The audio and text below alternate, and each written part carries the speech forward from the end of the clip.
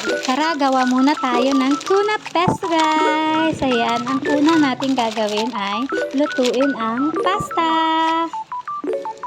Huwag kayong mag-alala, guys. Madali lang tong lutuin. Ayan na, guys. Malapit nang maluto. After nyong maluto, guys, ibabad muna sa normal na water, guys. Ayan. Para hindi magdikit-dikit, guys. Ayan. Tignan nyo naman, diba? Ang ganda ng kanyang quality.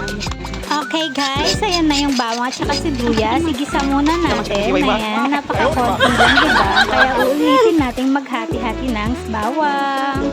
Tignan nyo naman, napakabilis ni Kuya. Ayan, diba? Hustler na hustler siya magluto, guys. Next, ilagay naman ang century tuna. Baka naman century. Ayan, joke lang. Ayan na nga.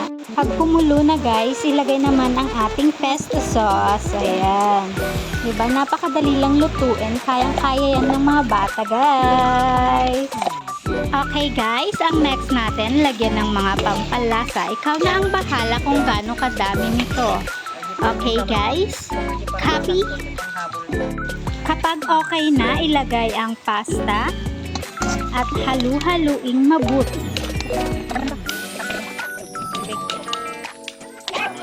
Para how's the taste?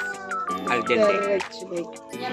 Pasta is ready to serve. Wow, sarap. Healthy to. Diba mga herbs to? Dahil mga senior ang ating mga kasama, guys. Ayan. Health conscious na sila, guys. Para may Ang pinakahuli, ito na, ang parmesan cheese. Ayan. Finally, I'm done! Done! Guys, mas masarap kapag kinakamay lang. Thanks for watching!